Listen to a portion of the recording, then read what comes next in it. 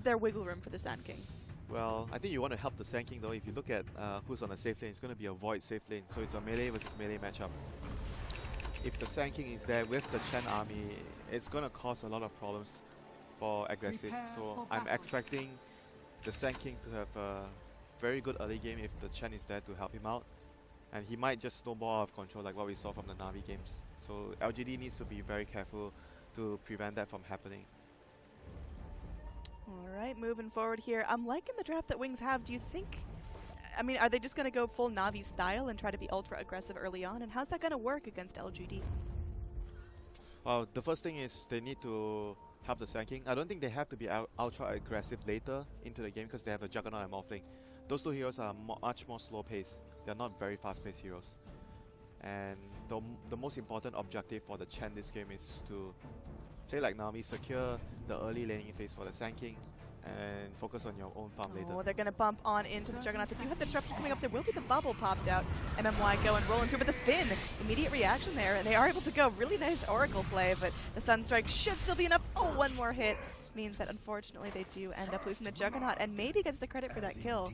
So Invoker starting out with a little bit of gold, a little bit of experience, and should be able to snap up the bounty as well. Yep, great move there by LGD, getting the first blood there for their team. And placing the deep ward as well down into enemy territory. Blocking the pull camp, so it's going to help them be able to contest the lane because they're running a, it seems like an aggressive tri-lane here, so it's very important to block this camp so the enemy team can't really constantly pull the wave back towards their tower. Take a look at the Sand King here. I mean, Faith Beyond definitely gearing up to be a solo lane, but going down bottom? Yeah, they're trying to avoid the lanes. They don't want the Morphling to go up against the tri-lane right now.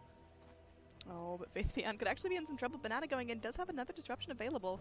They're going to go in. They will follow up. I don't think they've got the damage here. Roll connecting, but there's the Burrow Strike out. Just going to be stunning up the Earth Spirit. Yep, getting back to safety. That's pretty good. They force him to skill Burrow Strike. Against the Faces 4, you want to have the Caustic Finale in the lane to harass him. But right now with Burrow Strike, aggressive is going to be very comfortable in the lane until the Sand King gets his level 2. So that's still a good bit of play there by the LGD supports there. Now Void just going in. Again, should have an easy lane. You mentioned the Caustic Finale being really successful up against melee heroes, but Void's kind of special in that case. If he takes too much damage, just time walk it off. He'll be fine. Yeah, now up top, Xiao Wade actually in some trouble getting locked down there by the Oracle. They have the waveform there. Shadow does not have that available. One more hit will be enough. Xiao Wade's able to get the extra armor there with the call. Ice in trouble as well in the jungle. Oh, he's looking around. He's going to be going, getting a bunch of attention here, but I don't think they've got anything else to follow up, so he's going to be able to get away safely. Yeah, but Void right now, he just got a TP. I think he's going to switch up his lanes as well. Void against Sand King is just not a good matchup when Sand King has his Caustic Finale. So he's going to TP it up, avoid that lane, go towards the Morphing lane, which is a much better lane for the Void to farm in, and leave the axe towards the Sand King. Yeah, Aggressive still going to get harassed up a little bit, but Shadow should be able to go and farm as well. And looking at the Chen, he's been driven out of the enemy jungle. I think he should probably go towards the Sand King lane because it's melee versus melee matchup. There's a very high chance he can get a kill there. Mid lane, it's much more difficult for them to set up for a kill. The Juggernaut doesn't have any innate disable. So if the Chen doesn't get a good creep, like a ensnare creep, it's very difficult for them to get a kill there. So down bottom, we're going to have a TP rotation coming in. Maybe want to get something done with Xiao Wade. The Burrow Strike does connect now. Shadow does have the waveform able to go in. There will be the call to get him some extra armor. And I think they might still have the kill regardless going in. And that's going to be Oracle from the back lines trying to spray out the dunk. But Morphling's able to get the credit for the kill. Yep, good rotation there by Wings. They don't want Morphling to be on top lane against those heroes. So they're switching the lanes. But at the same time, they're set up for a kill. So very efficient movement there by Wings. And they're going to smoke up. Since they already killed the axe, they're going to try and move on to kill the Invoker. With the Sand King plus Chen rotation, they are going to be able to have a setup. Like I said, if they don't have a setup, it's very difficult for Chen to gank the Invoker. But with the Sand King running in, they have a Burrow Strike to set up for the creep and the Chen to run in to get the kill. There's going to be an Alacrity up maybe, which is definitely a ferocious target. Do you think they've got the initiation and the damage to finish him off? Yeah, they have Penitence as well on the Chen. He took Penitence, so another slow for them to be able to kill the Invoker. Going back in, we're just going to have everyone very cautious here. So a little bit of time being wasted, smoke expires, and Faith Beyond and Ice have to wander back. Was that an efficient use of their time? I mean, they were trying to find an angle and a timing to get the Invoker, but Invoker is really safe with his positioning, so they weren't able to smoke in. I think if they came from the top side, this angle, they would have been able to get the kill. But on the right hand side, it was very hard for them to get in unless it's nighttime. So they didn't feel confident in moving in for the kill, so they decided to back off, and Faithbian on the Sand King just shotting his way back towards the top lane to get experience and farm. Well, they're going to heed your advice, Winter. Banana and Xiao8 rotating through, but looks like Banana wants to go, distracted up by some shiny runes. So 4-minute rune, they want to control it. Looks like maybe there could be an initiation here onto the Juggernaut, who's going to get himself trapped in the creeps, taking a lot of damage. The Sunstrike coming out, and it will end up he missed. skirting around. Cold Snap not going to be enough damage. He missed the Sunstrike there, so otherwise he would have gotten the kill. So rather unfortunate that he was very, very close at landing the Sunstrike there. Would have been a very nice solo kill by maybe. Now Xiao8 on the axe hasn't really found a home for himself. Like we talked about, these musical lanes bouncing back and forth to try to set yourself up for the most efficient laning phase for LGD. Is Xiao8 still getting enough? He's fine right now. He's still able to jungle at a good speed, and yes, the Trent goes up. He's going to be working towards his Vanguard, sorry, not Vanguard, Blink, by the way. Oh, Banana in some serious trouble there. I mean, he's on his own territory, but they're just going down, laying in the damage. And there's an aggressive observer placed as well. Yep, this is right now the Chen being at its peak and strong phase right now in the early game with the creeps. It's very hard for LGD to deal with all these rotations and wings. Using the strength of the Chen to get a kill, get a tower, help the team progress in terms of items and map control right now. And Sand King is just having a tough time, you know, he's not getting a lot of space to farm. Going back in, he's going to get kicked up. I think that's some good old caster's curse right there. He needs space to farm, but he's not going to find it dead in the well. Because you can't jungle, so the only way you can try to get some farm and experience is to try to set up for a kill. And mid lane, because Juggernaut has level 6, he was trying to come in from behind. Barrel Strike, easy Omni-Slash kill, but LGD read that movement. They were ready to protect the Invoker from any incoming ganks on the Sand King, because they know that Sand King can't really jungle. So if he's not in the lane, he's rotating to make a play on mid lane. Speaking of playing on mid lane, I mean, how's the lane going? You expect Invoker to have a decent amount of farm priority, but looking at the last hits, Juggernaut's really keeping pace. I mean, Juggernaut is very, very good at laning with all those range heroes, because you just start with Poor Manchu and you have the healing mod, so you're very resistant to the harass that Invoker can throw at you. And Invoker being somewhat like 7 CS ahead, it's okay for the Juggernaut. I think overall, even with one death, Blink is still in pretty good shape here in the laning phase. Now wrap around, there's going to be a big smoke. Faith Beyond looking for something. His smoke's going to pop. Again. And there's no blink on the Sand King, so he's definitely not able to follow up. Are they looking to go mid? It looks like Axe is just going to be content to go and spin himself up some creeps. Now wrap around though. TI6 wants to go in mid lane. There's going to be rotations back through. They're not going to go up without a fight there. It's going to be the first chrono of the game debut onto Faith Beyond. They got to follow up. MMY going to be going in. They do have the Sunstrike to follow up. And that's going to be a nice big kill onto the Sand King. Goodbye, Bug. Shadow goes in. They're looking for the deep dive onto maybe. They do get the Omni Slash on, no aggressive. Going to be walking back. He does have the time walk. Is able to get a decent amount of health back. Now they're looking for MMY. Up onto the high ground, the chase will continue. Xiao8 booking it back. You're going to have aggressive cleaning up some Chen creeps. Roll away from MMY, but it's just going to leave aggressive to deal with 3 heroes whacking away at him. He's just going to be running around. Should be able to get away safely. At the end, it's a 1-for-1 trade. Chrono being dropped by LGD, so Wings are much happier with the trade. They're losing just 1 hero and exchanging it for Invoker with Chronosphere being down. And they're going to be able to force the tower right now, because once the Chronosphere is down, there's not many reliable ways LGD can start a fight here. Disruption coming back up. They do have Xiao8 ready to go through. Look for a call. The tower does fall in favor of the Juggernaut. And it should be Wings retreating safely unless LGD get a little too crazy. Now Wings should be more than happy with what they got. They got the tower, they got the Chronosphere out of aggressive. And right now the Juggernaut and Void will be, Morphling will be more than happy to farm their lanes. And Shadow gonna get disrupted. Wants to look for the 8-minute run here in the bottom lane. But gonna be driven back by the illusions. I mean, does still have the waveform. Could be looking to dodge back down to the low ground. But I'm just going to be content to go back and farm. Now, is this Morphling doing what he needs to be doing? He's participating in fights, but he's not really sitting in lane and getting a lot of farm. Yeah, he needs to get more farm for sure on the Morphling. Over here, we are going to have Invoker being able to escape there, courtesy a little Ghost Walk, but... Morphling is not yet not yet super ready to fight without.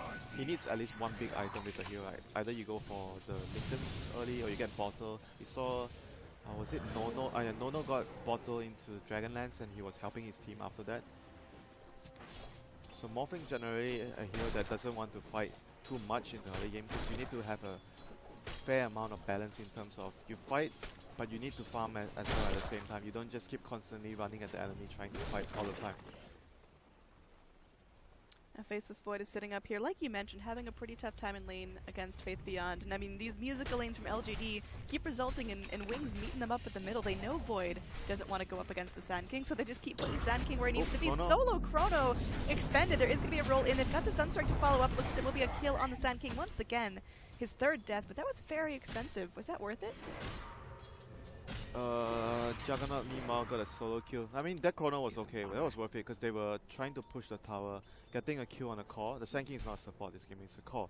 You kill the core and you stop the push, definitely worth it for LGD. But losing that Invoker in mid lane solo against the Juggernaut was definitely not worth it. Yeah, I mean, Juggernaut now knows that there's no Chrono online for the next 100 seconds or so, so able to exert a bit more pressure, be a bit more aggressive than he usually would be, no pun intended.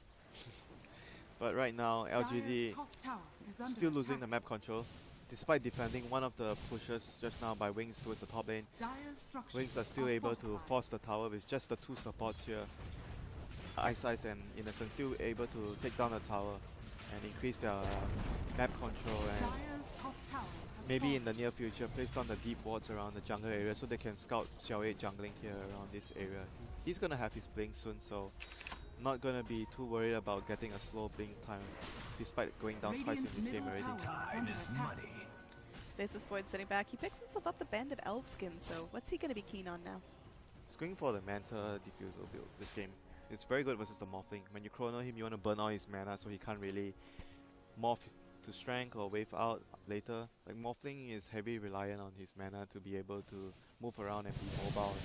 So that item build is definitely very good against the Morphling, and you can use the Diffusal onto his Replicate as well to prevent him from escaping.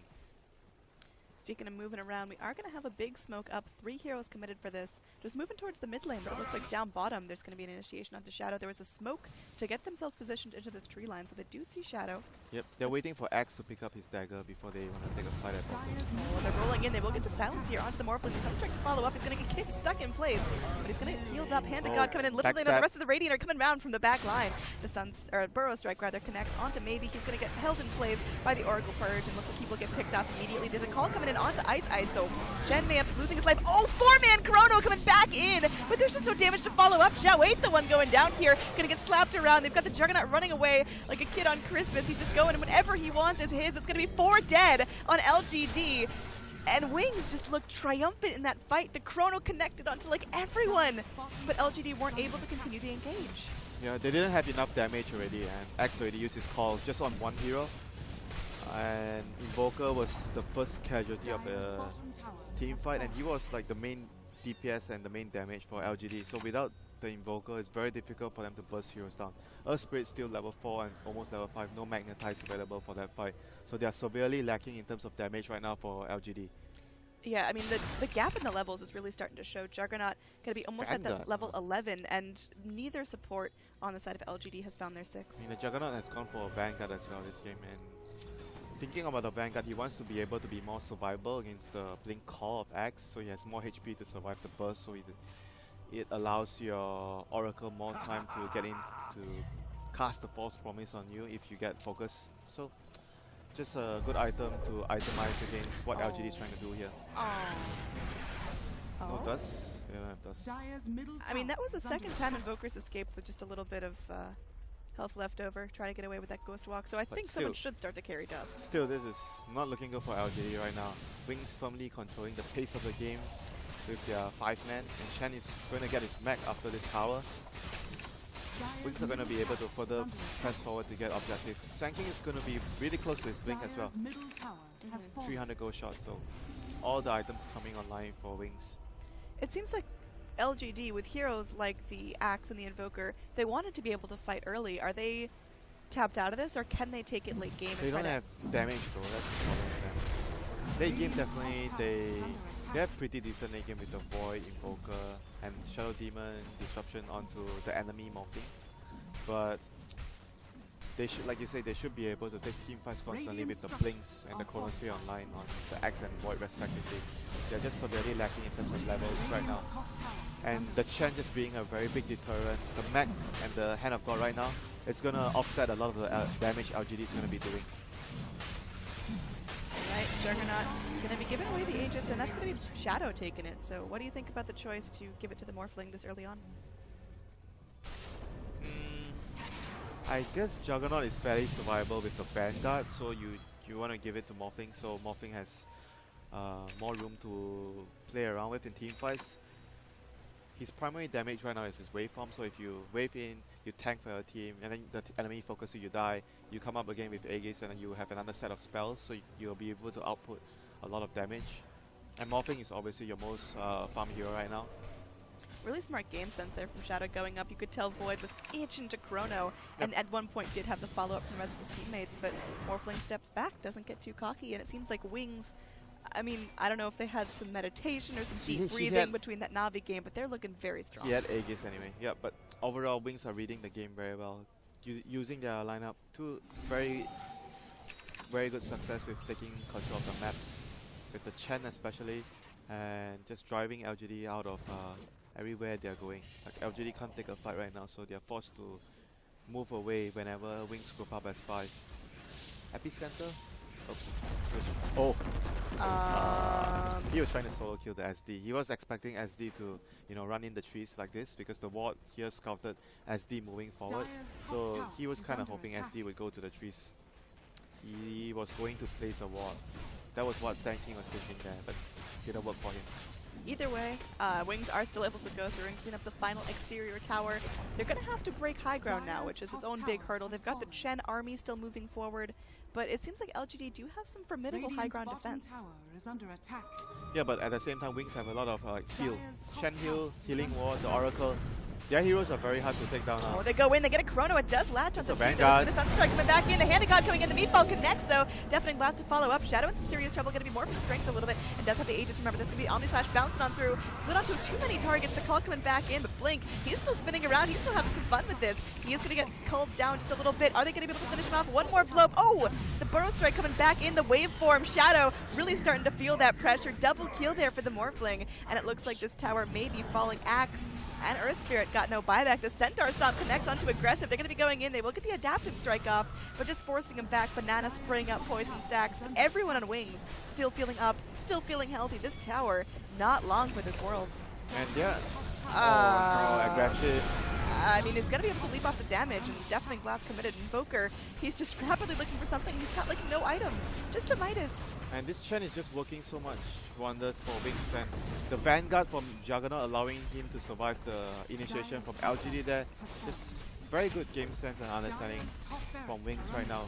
That their timing with all those items is very, very good here, and LGD is nowhere near their items, and they don't have enough damage to be able to burst heroes down in the Berserker's Call or the Chronosphere. So if that doesn't happen for them, Wings are just going to straight up take the team fight. Yeah, I mean, what is the synergy with the Chronosphere? Invoker's nice, but it seems like everyone else is kind of melee and wants to be on yeah. They don't have enough items on their heroes yet, and it's mostly relying on Invoker, but Wings have, like I said, the false promise to deal with the Berserker's Call initiation. And Banana here. This is going to be pretty yucky. They go in, they are able to get the leap up onto the high ground, so Void not going to be punished, but unfortunately Banana loses his life again. That is the 4th time that Shadow Demon's gone down. Yeah, this is getting from bad to worse for LGD. They need the Chronosphere to land. They drop a meatball on top of it, Sunstrike, Deafening Blast, and they need the Axe to go call the Oracle. That's their best bet of winning the team fight. If he can get the Oracle and the Chen, that would be great, but Oracle will be his primary target if he can get to him when the Chrono happens. That's what LGD has to do right now, to have at least a chance to win the team fight. Well, there is a Chrono available, but like you mentioned, it might be all or nothing here. Shadow is still going to be sitting on that Aegis, not for a whole lot longer. There's going to be the call coming in with Xiao 8, just walking backwards. All he wanted to do was occupy the Morphling for just a couple of seconds, but look at the Chen army just beating away at the tower. And they go in. That's going to be the Lincoln Sphere popped away by the Morphling, so he's going to be back in survival in a couple more seconds. This is not looking good. They have to make a move. They're gonna go in. They will get the call. The adaptive strike though. They go in, and they're not gonna find anything off of that. LGD just trying to nip at the heels of Wings, but Wings feel too tall, too survivable. They're just too big right now. There will be a kick going back on through. MMY feeling nice, and again, everyone just getting healed up by the Oracle. Racks are starting to crumble here. They're gonna leave the ranged Racks for now. They are still fearing that Chronosphere, because again, a perfect initiation from LGD could still turn this. Now Wings are just approaching the game with extreme caution. They do not want to throw away their lead. Maybe a little bit too conservative. I think they're extremely strong right now, but I mean, you know, it's the right play. Net worth is over 15,000 at 18 minutes in the game. Wings are just way too strong right now for LGD to deal with. Like, apart from a good chrono, and they need the Earth Spirit or the Axe to disable the supports. It's very difficult for LGD to finish any of the heroes in front. The Morphling and the Juggernaut are just way too tanky for them right now, and with the False Promise. Oh, they go in. There's going to be a deep blink. They want to get something done. They're moving the rolling gold connecting with the Hand of God, keeping everyone nice and safe. Oracle preemptively goes in. They are able to go, and there's going to be a disruption there to try to save aggressive. He's able to leave off a little bit of damage. But Faith Beyond still up. They get the Chrono 1-2, but again, where's the damage? The meatball falls through. Faith Beyond will end up burning down most likely. And that's going to be a send back. I mean, they don't even lose that king. All right, he's dead. But either way, coming back in, it seems like LGD are doing everything they can just to clean up illusions, and the heroes are still up. They're still fighting. All the damage heroes are still up for Wings. They go, they clean up the final tier 3 tower. There's going to be the Oracle still participating in these fights. Maybe Juggernaut could be in a little bit of trouble. Oracle can only do so much. They do end up losing the Juggernaut there. That's going to be a big turnaround. Now again, Shadow is not up. That Aegis at the ready. So aggressive, looking for some follow-up chase. Ice could be next to the menu. They get the cold snap. And he's just going to be limping away. I don't think he gets away from this. There's the Oracle to try to keep him safe. Lead back through, but they aren't able to keep the Chen alive. Still, they did a significant amount. Oh, they got a call onto Innocence there on the Oracle. No TP. Can the Morphling get his buddy out of trouble? I think they're going to have to sacrifice one or the other. Shadow might be looking for a turnaround there. They're bringing Faith Beyond. Nice burrow strike. They're going to get one. Can they get two? Yeah, wait. Going to get perched up. The GG coming out. LGD are just demoralized after that return from Wings. Yeah, their lineup just doesn't come online fast enough. And they have a severe amount of lacking in terms of damage. Only the Invoker is able to deal a massive amount of damage into the Chronosphere. The other heroes are not able to